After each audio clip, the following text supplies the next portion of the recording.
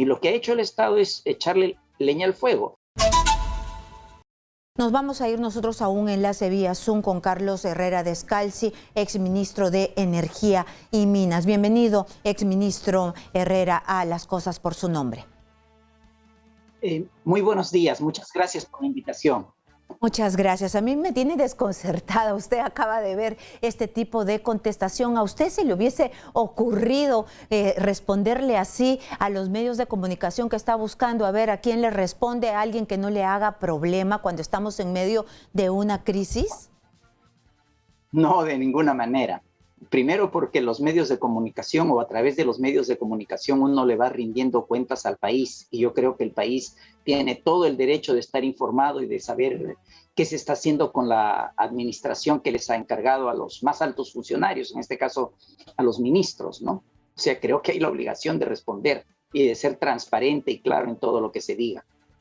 Muy bien, exministro, yo quisiera saber en qué momento se ha generado este conflicto. A mí me parece que la ministra, la primera ministra, lo que hizo es, y lo que se le entendió, lo que entendieron los dueños de estas minas, los empresarios, es que se les iba a cerrar la mina. Hay un plan de cierre, pero este tiene, como ha dicho ayer Jorge Chávez, viceministro de Energía y Minas, tiene la posibilidad de ampliaciones, pero ella fue hasta Ayacucho y dijo que se iban a cerrar. Y aquí se ha generado un conflicto. De aquí nace el conflicto de que no se habló con ellos, que hay las posibilidades de ampliaciones y que no ha habido un diálogo previo. ¿O cómo ve, analiza y le puede explicar a todos los peruanos por qué estamos en medio de este conflicto? Claro, estamos en este conflicto porque el Estado no ha cumplido con su rol. El Estado es un mediador, el Estado está al medio. Entonces hay dos partes, ¿no? Una parte que son las empresas mineras y hay otra parte que son las comunidades que circundan a esas zonas. Además de ellos estamos todos los peruanos representados por el Estado. Entonces el Estado tiene que hacer las veces de mediador. Y cuando hay un conflicto, entonces se pone en la mitad entre dos partes. Tiene que escuchar primero a una parte, tiene que escuchar luego a otra parte, y los acuerdos se firman entre partes. En todo caso, si el Estado tiene que firmar un acuerdo, el Estado lo hace en la condición de testigo, de dar fe que esos acuerdos son aquellos a los que se han llegado. Yo lo que he sentido, me he quedado estupefacto de ver un acuerdo que están haciendo las comunidades, las poblaciones que están alrededor con el Estado. O sea, en lugar de que sea un acuerdo entre partes, el Estado se constituye en una de las partes. Y cuando leo a lo que se está constituyendo el Estado pues está atropellando los derechos de las empresas. Porque cuando hay una inversión de esta naturaleza, se hace porque es un propósito de beneficio mutuo. ¿Qué recibe el Estado? ¿Qué recibe la nación? Recibe una inversión, la inversión da fuentes de trabajo, entonces parte interesada son aquellos que viven directamente de las fuentes de trabajo. Otros los que vivimos indirectamente, a través de los impuestos que pagan y que van a las arcas fiscales y son los que sirven finalmente para pagar los sueldos de maestros, de policías, el sector salud y todo aquello que es obligación del Estado. De allí vienen esos fondos.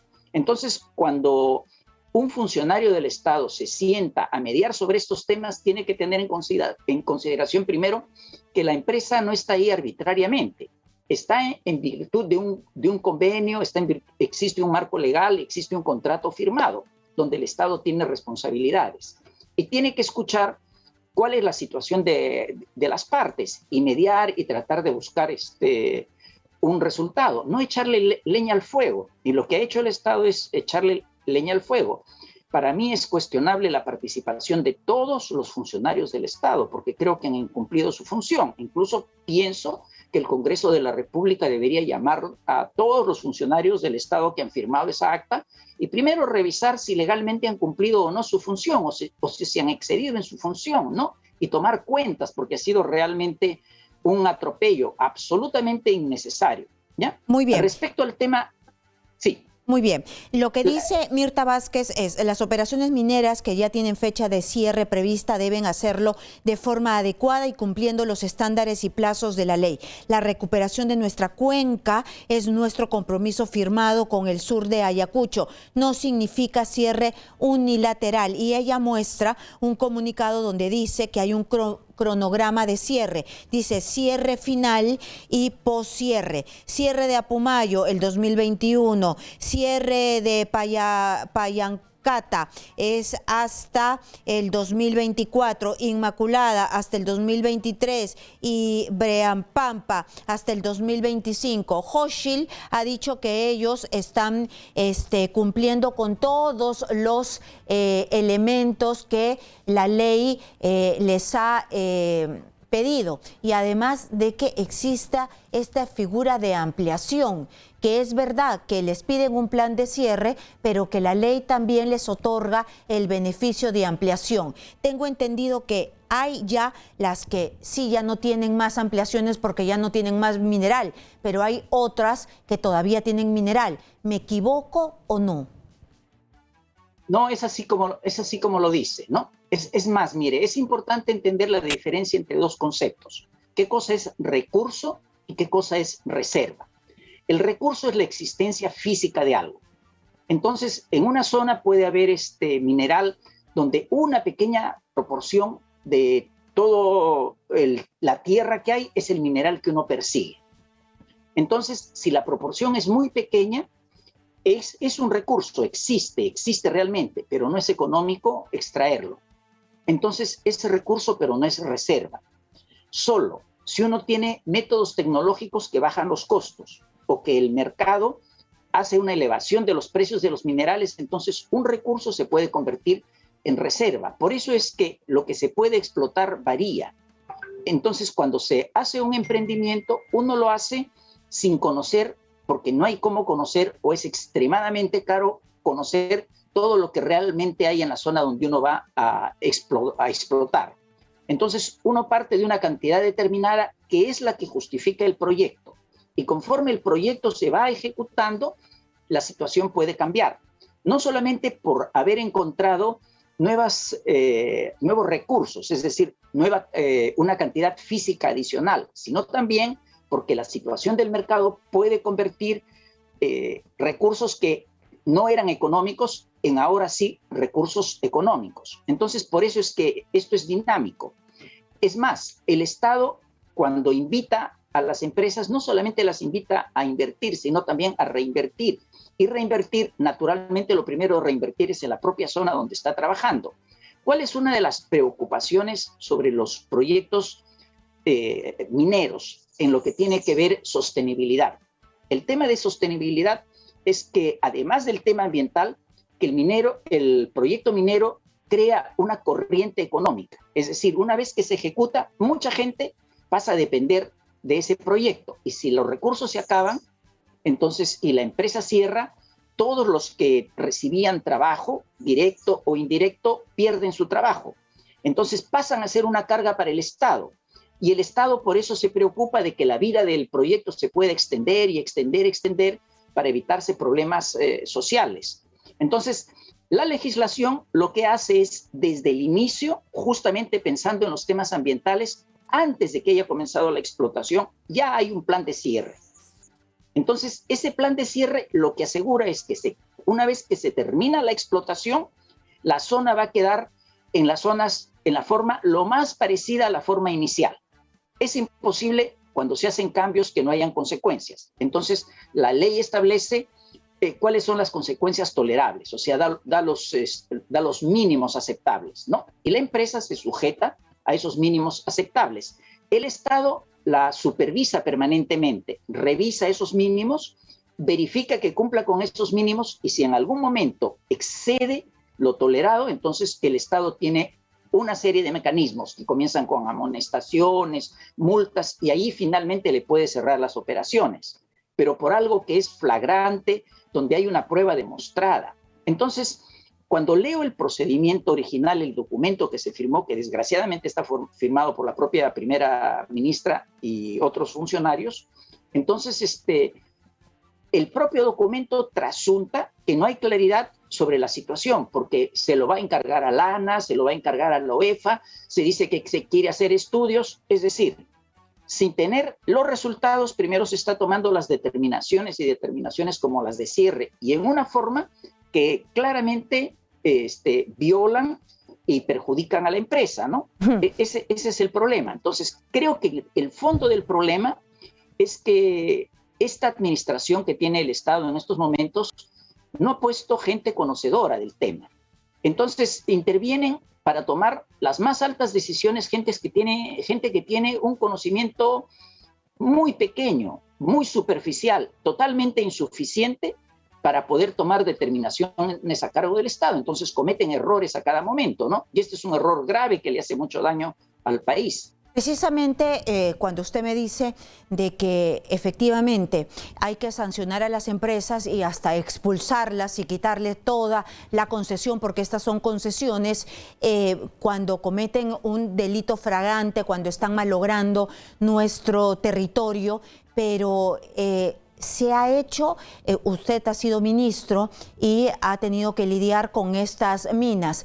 Ellas han malogrado las cuencas, las fuentes de agua, han tenido un derrame notorio, porque yo he comentado hace unos momentos que han tenido desde el 2013 hasta ahora sanciones a estas empresas por $500,000 de soles por la UEFA. Pero si nos ponemos a contabilizar las sanciones, y yo hago un símil, ¿no?, de Sedapal o de, no sé, o de Petroperú, entonces también votamos a las empresas estatales. Dígame usted, ¿han tenido algo trágico como para botarlas a patadas? Porque si han tenido algo trágico, que yo no me he enterado siendo periodista, el Estado que ha hecho que no las ha votado antes.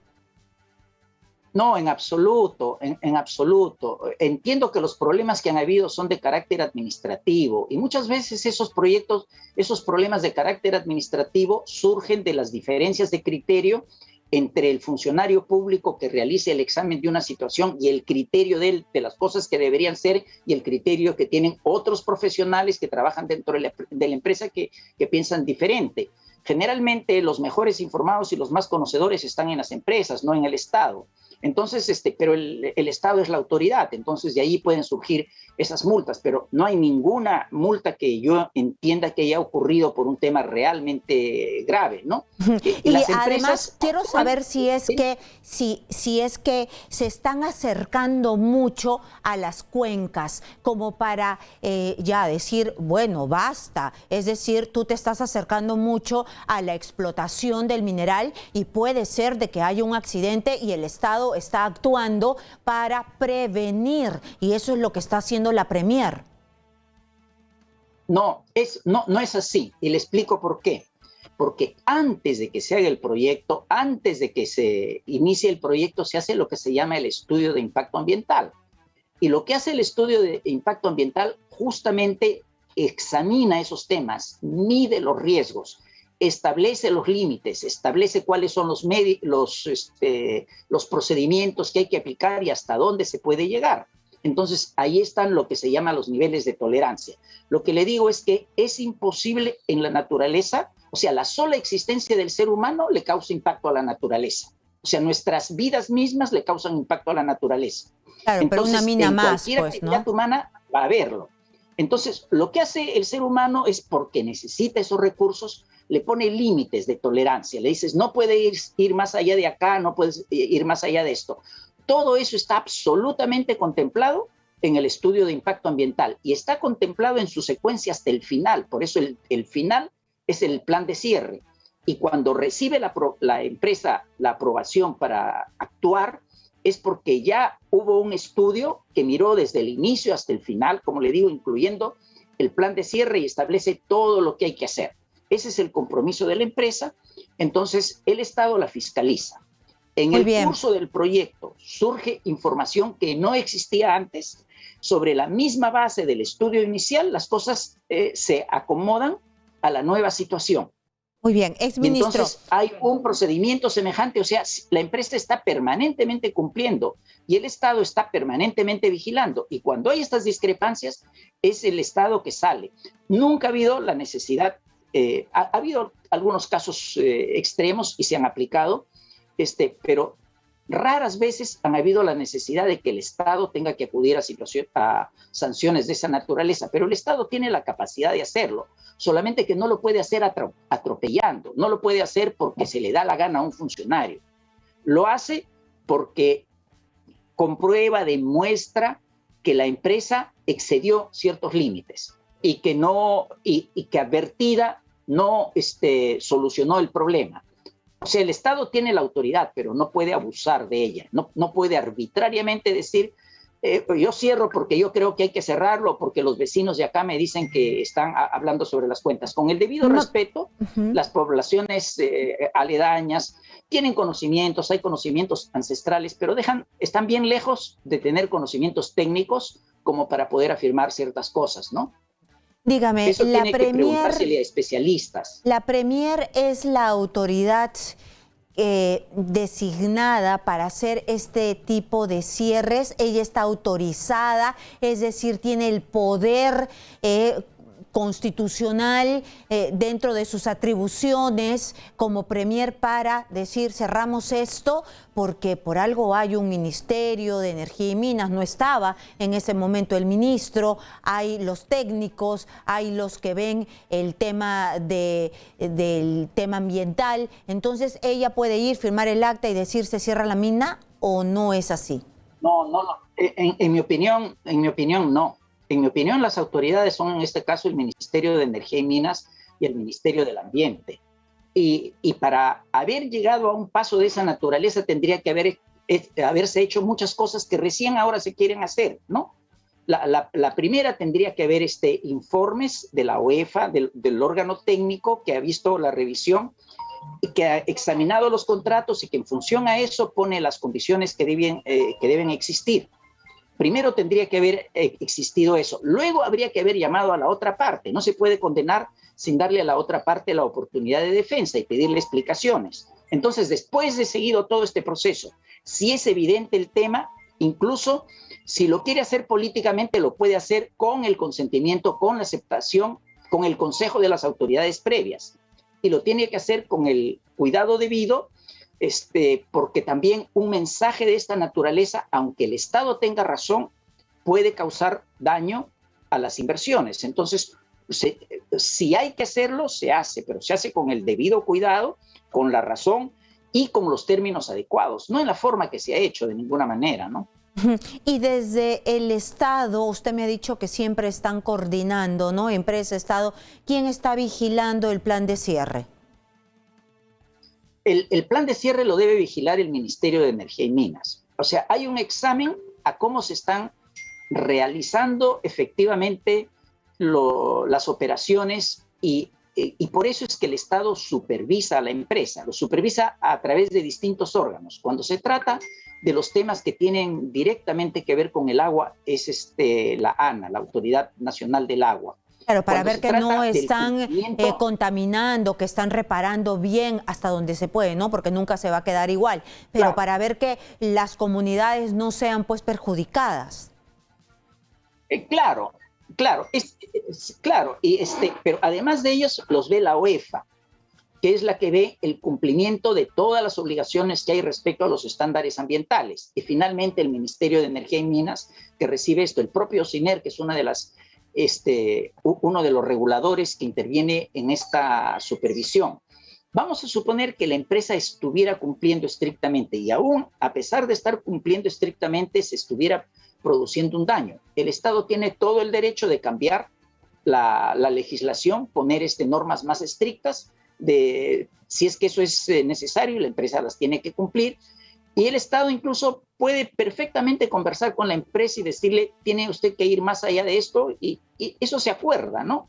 No creo que la empresa se niegue a algo así. O sea, los mecanismos existen y justamente ese es el arte de la administración. Muy bien, y entonces hasta el momento las empresas siguen operando, todavía se van a sentar a conversar, pero hemos tenido información por la misma Confieb, por Buenaventura. Ayer entrevistábamos a Roque Benavides, nos decía que en la bolsa de valores de Londres, Hochschild había bajado en sus cotizaciones. ¿Ha tenido un impacto económico este conflicto que se ha generado? Sí, necesariamente porque la gente que invierte es gente que está poniendo ahí su dinero. Ahí ya no estamos hablando necesariamente de los grandes capitalistas, estamos hablando de personas comunes y corrientes que para defender sus fondos de pensión u otras cosas compran acciones y ponen acciones en la bolsa. Entonces, ellos requieren que el negocio en el que están poniendo ellos su dinero marche bien. Si tienen noticias de que algo marcha mal, lo que tratan de hacer es venden sus acciones porque dicen, aquí voy a perder mi dinero. Y si alguien quiere vender sus acciones, inmediatamente los precios bajan.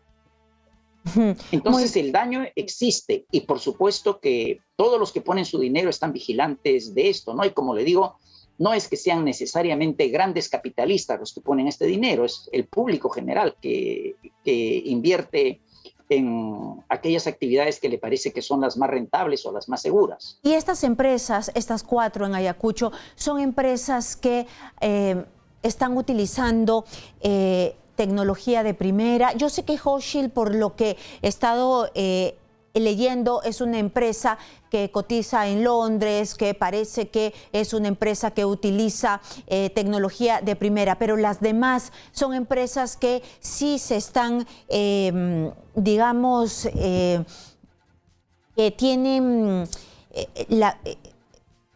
regímenes buenos de bioseguridad ambiental. En minería, el Perú es un jugador grande en el mercado mundial.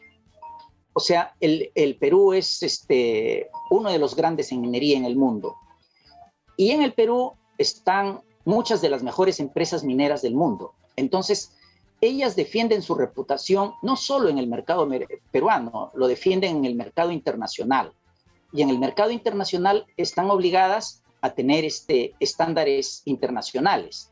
Entonces, a ellos no solamente les preocupa, digamos, una manifestación que pueda haber en el Perú, que claro que les preocupa, pero les preocupa incluso más una manifestación de ese carácter ambiental que lo puedan hacer en Washington frente al Congreso de un país que norma en su país, etcétera. Entonces son muy cuidadosas de los términos ambientales, tienen una conciencia ambiental profunda y las operaciones mineras que hay en el Perú son al más alto nivel de tecnología, porque como le digo, el Perú en minería es uno de los grandes del mundo. El Perú no es el país número 30 o 40 en producciones mineras, en mucha producción minera está entre los 10 mejores del mundo, ¿no? Ahí no nos tratan como un país de tercer mundo, un país bananero, acá se nos derrama algo y punto, porque el Estado no supervisa, no importa.